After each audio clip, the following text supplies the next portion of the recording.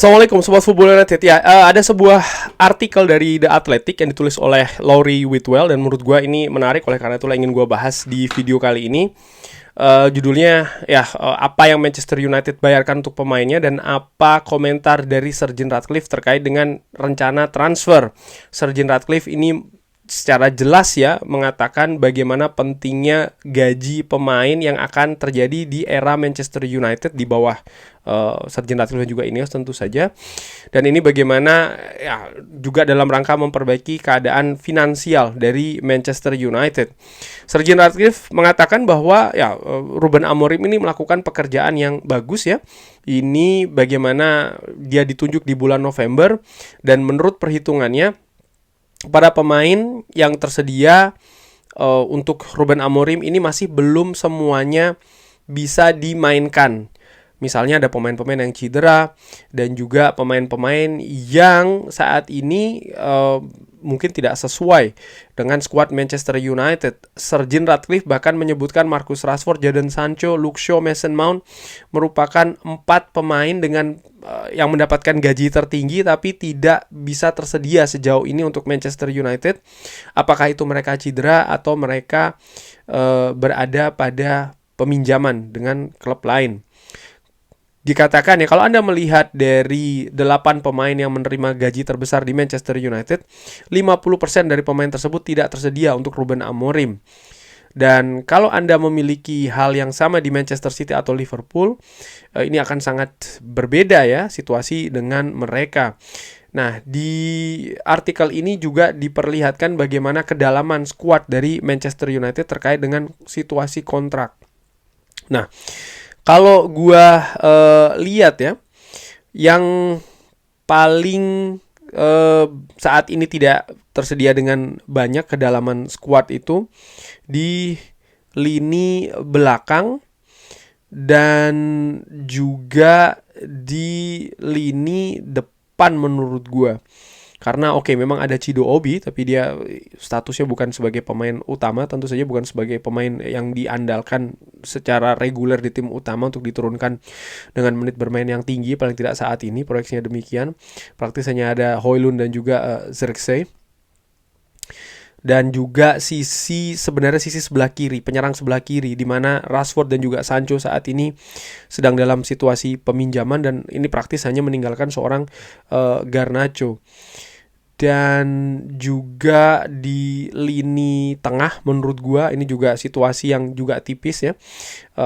Dari posisi Ugarte misalnya, ini hanya meninggalkan seorang Casemiro yang kontraknya akan habis 1 tahun lagi. Lalu ada Toby Collier, dan bahkan di sisi yang lainnya Mason Mount, Kobbie Mainoo dan juga Christian Eriksen, di mana Mason Mount ya masih belum mendapatkan menit bermain sampai dengan sejauh ini setelah dia mengalami cedera ya yang cukup lama. Lalu Christian Eriksen yang akan kontraknya habis di musim panas nanti. Untuk situasi bek kiri pun juga tidak dalam-dalam banget ini. Ada Dorgu yang kontraknya masih 5 tahun, ada Luke Shaw kontraknya masih ada 2 tahun tapi tidak tersedia belum tersedia karena cedera. Ada Harry Amas, pemain muda ini kontraknya 2 tahun lagi, dan Tarel Malaysia 1 tahun tapi saat ini sedang dalam situasi peminjaman. Dan kalau gue lihat memang secara rata-rata ya hampir situasi skuad ini tidak cukup solid dan juga meyakinkan dari sisi kedalaman. Itu kesimpulannya sementara menurut gue. Dan di sini juga diperlihatkan bagaimana gaji dari ataupun kesehatan ya dalam tanda kutip dari sisi gaji klub-klub Premier League ini kalau dilihat dari rasio turnover-nya, di mana Manchester United ini berada di yang ketiga terbawah, posisinya di sekitar Arsenal dan juga dekat dengan Manchester City serta Brighton. Nah, permasalahan yang saat ini terjadi di Manchester United dan ditulis oleh artikel ini ya, bagaimana pemain yang mendapatkan gaji tertinggi ini tidak tersedia. Contohnya adalah Luke Shaw. Bagaimana 200.000 pounds per pekan ini adalah gaji dari Luke Shaw. Tapi ketersediaan dari Luke Shaw ini sangat minimal ya. Dan ini juga akhirnya membawa dia tidak lagi terlibat di skuad tim nasional Inggris. Padahal tentu saja dengan gaji yang tinggi diharapkan kontribusi juga bisa tinggi, dan ini merupakan salah satu masalah. Mungkin ketika Luke Shaw diberikan perpanjangan kontraknya, ini melihat bagaimana memang situasi pada saat itu dia bermain cukup bagus, dan menurut gua kalau melihat ketika Luke Shaw ini tersedia, ya ketika dia bermain dengan kapasitas tertinggi, Luke Shaw ini pemain yang fantastis. Bahkan salah satu pemain misalnya yang bisa melakukan inverted dengan cukup bagus menurut gue dari sisi sebelah kiri. Dia bisa membaca situasi dengan bagus, memiliki kemampuan crossing yang juga bagus menurut gue, dan ya itu tadi ya, melakukan penetrasi, bahkan membantu lini serang dari Manchester United dari sisi sebelah kiri. Kontraknya sendiri ini masih akan berada sampai dengan tahun 2027, di mana dia akan berusia 31 tahun. Sebenarnya dari perspektif dia akan berakhir di usia 31, kontrak tahun 2027 ya. Ini ataupun juga memperlihatkan bagaimana dia bahkan sempat dikatakan ya merupakan salah satu back kiri yang baik di liga ini. Sebenarnya ini situasi yang mungkin ideal. Dia selesai di usia 31, nanti akan mungkin diberikan perpanjangan satu musim atau seperti apa. Tapi dengan situasi saat ini menurut gue keadaan itu jadi berbalik ya. Ini bukan situasi yang ideal karena banyaknya periode cedera dari Luke Shaw, dan mungkin ada juga pendapat yang mengatakan bahwa Luke Shaw dijual saja seperti biasa. Ini juga tidak mudah karena dengan ketersediaan dia yang sangat jarang seperti ini dan kontrak dia masih 2 tahun lagi, ya ini tekanan justru untuk Manchester United. Bagaimana mereka bisa menemukan pemain klub ya yang ingin mentransfer Luke Shaw, ini kan tidak mudah menurut gue. Dan dari kubu Luke Shaw sendiri, karena kontraknya masih tersisa cukup lumayan ini, ya mereka tidak perlu terburu-buru untuk cabut dari Manchester United untuk menerima misalnya tawaran dengan valuasi yang lebih rendah dari apa yang saat ini didapatkan di Manchester United. Ini merupakan tantangan ya. Lalu situasi juga dengan Rashford, di mana Rashford ini menyetujui kontrak yang cukup panjang ya. Ini di tahun 2023 bulan Juli. Ini setelah dia pada saat itu memasuki periode akhir kontraknya di tahun 2023 di bulan Juli, lalu dia mendapatkan kontrak yang fantastis. Dan kontrak ini sebenarnya kalau ditulis di artikel ini, dan juga gue sepakat ya, bukan tanpa alasan. Kenapa pada saat itu Rashford bisa mencetak 30 gol di musim sebelumnya. Dan pemain berusia 25 tahun ini bahkan diminati secara serius ya, ini yang ditulis oleh artikel The Athletic ya, artinya ini bisa dipertanggungjawabkan banget dari Barcelona. Dan sangat wajar Manchester United tidak ingin kehilangan salah satu pemain terbaiknya pada saat itu ya. Tapi justru yang terjadi turun penampilan dari Marcus Rashford. Berapa gaji dari Marcus Rashford? Dengan memasukkan unsur bonus, dia bisa saja mendapatkan 400.000 pounds per pekan. Ini sangat tinggi sekali, ini sangat masif ya. Tapi karena absennya Manchester United dari Champions League, maka ada pengurangan dan dia sekarang mendapatkan 325.000 pounds per pekan. Ini masih sangat tinggi sekali. Saat ini dia di Aston Villa. Aston Villa membayar 75% gaji dari Marcus Rashford selama peminjaman, dan bisa meningkat ke 90%, sorry ya. Ini tergantung dari performa. Dan Manchester United ini masih membayar ya 100.000 pounds per pekan. Wow, walaupun dia bermain dengan klub lain. Ini juga situasi yang menurut gue bermasalah di Manchester United ya. Walaupun tadi gue sebutkan memang proses perpanjangan kontraknya sendiri ini sebenarnya beralasan, karena dia bermain fantastis di musim sebelumnya, kontrak akan habis, ada juga minat dari klub raksasa. Tapi mungkin permasalahan di sini dari angka yang naik dengan cukup tinggi sekali.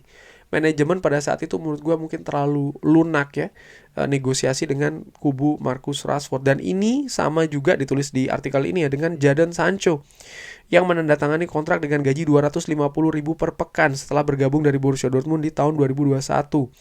Di mana pada saat itu biaya transfernya sendiri pun juga sangat tinggi sekali, 73 juta pounds.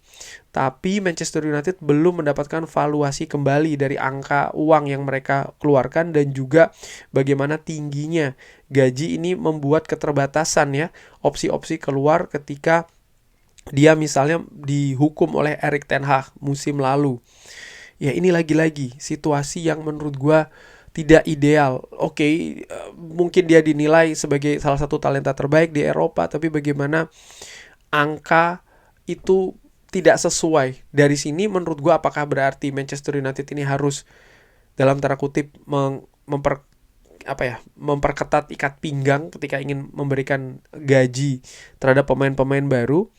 Bisa iya, tapi di sisi lain juga bagaimana Manchester United harus lebih teliti dalam memberikan proyeksi, dalam memberikan visi ya, perkiraan seperti apa performa dari pemain yang didatangkan di Manchester United. Menurut gua ini juga penting. Dan sama seperti Rashford, tingginya gaji dari Jadon Sancho ini juga membuat kesulitan ya Manchester United untuk bisa memberi opsi keluar dari Manchester United. Di sini disebutkan juga misalnya Mason Mount ya. Ini juga salah satu pemain dengan gaji tertinggi di Manchester United tapi dengan ketersediaan yang tidak cukup banyak saat ini. Ini juga situasi lainnya. Sir Jim Ratcliffe mengatakan ya, kalau kita ini memodifikasi tagihan-tagihan gaji untuk para pemain yang tidak tersedia untuk Ruben Amorim, maka urutan pengeluaran gaji ini bisa naik dengan cukup lebih positif, berada di posisi yang lebih tinggi ya. Ini yang dikatakan di overlap.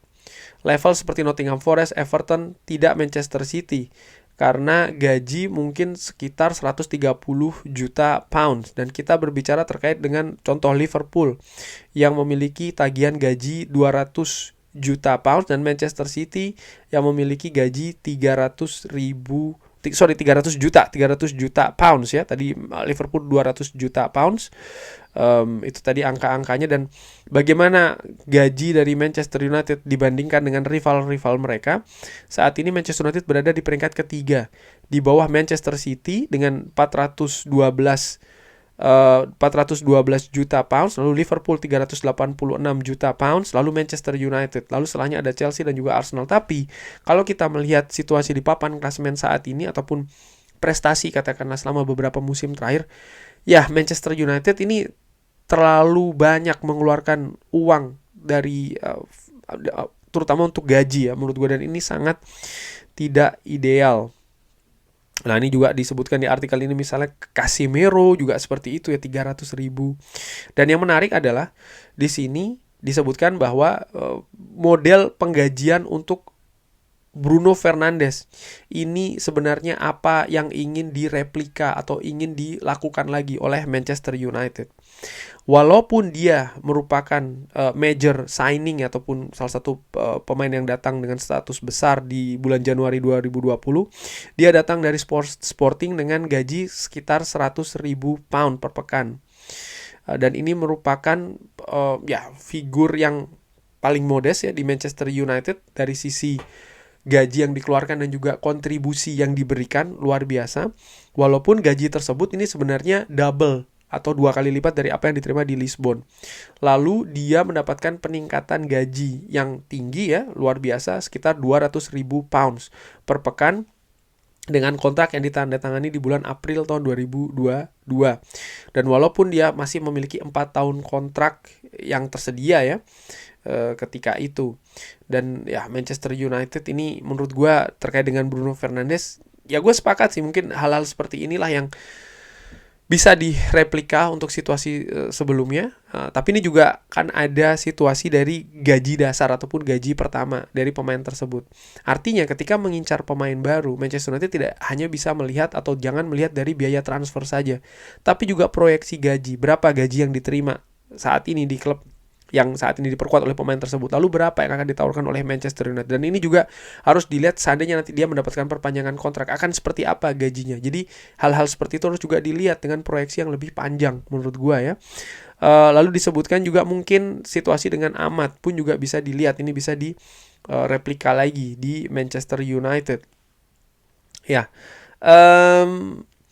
Ini juga disebutkan contoh Dorgu ya, bagaimana gajinya saat ini adalah 4.000 pounds per pekan, tapi kalau dia memiliki performa baik maka gajinya akan bisa ditinggikan.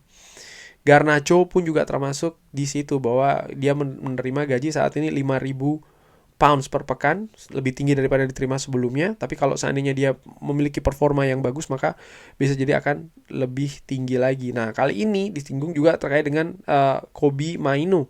Ya Kobbie Mainoo saat ini menerima 25.000 pounds per pekan dengan kontraknya masih tersedia sampai tahun 2027 dan masih ada opsi 1 tahun lagi. Dia sudah masuk ke tim nasional Inggris dan menurut gue sangat wajar dia meminta angka yang lebih tinggi gaji di kontrak barunya. Tapi melihat dari kesalahan-kesalahan sebelumnya dengan nama-nama yang tadi gue sebutkan ya, penting juga dilihat usia dari Kobbie Mainoo saat ini. Dari situ proyeksi jangka menengah, jangka panjangnya akan seperti apa. Tentu saja saat ini disebutkan klub ingin supaya Kobbie Mainoo stay, Kobbie Mainoo tetap ingin stay di Manchester United, hal yang positif, tapi juga harus dilihat nih proyeksi-proyeksi jangka menengah dan juga jangka panjang. Lalu dari situlah harus bisa ditemukan berapa angka kira-kira ya untuk Kobbie Mainoo. Dan kalau menurut gua melihat dari Patrick Dorgu, melihat dari Garnacho dan juga angka dari Kobbie Mainoo saat ini, mungkin angka sekitar 50.000 per pekan ya, 50.000 pounds per pekan atau maksimal 60.000 pounds per pekan. Ini angka yang terbaik untuk Kobbie Mainoo dengan mungkin kontrak 4 tahun dari saat ini diperpanjang lagi ya. Lalu ya menurut gua setelahnya kalau memang dia bisa berperforma dengan bagus, mungkin di tengah jalan bisa diberikan perpanjangan kontrak lagi dengan angka yang lebih tinggi. Mungkin tidak 4 tahun ya, tapi katakanlah mungkin 5 tahun melihat bahwasannya memang Kobbie Mainoo ini usianya masih sangat muda sekali. Kurang lebih seperti itu ya. Jadi memang penting untuk Manchester United ini melihat juga dari situasi gaji, dan oleh karena itulah mungkin ya untuk mendatangkan pemain premium di musim panas nanti ini bukan sesuatu yang akan mudah dilakukan oleh Manchester United dengan kemungkinan ataupun probabilitas juga yang tidak tinggi. Kurang lebih seperti itu. Bagaimana menurut Sobat Football United? Seperti biasa silahkan drop di kolom komen. Terima kasih sudah menyaksikan. Jangan lupa like, share, dan juga subscribe. Wassalamualaikum warahmatullahi wabarakatuh. Thank you.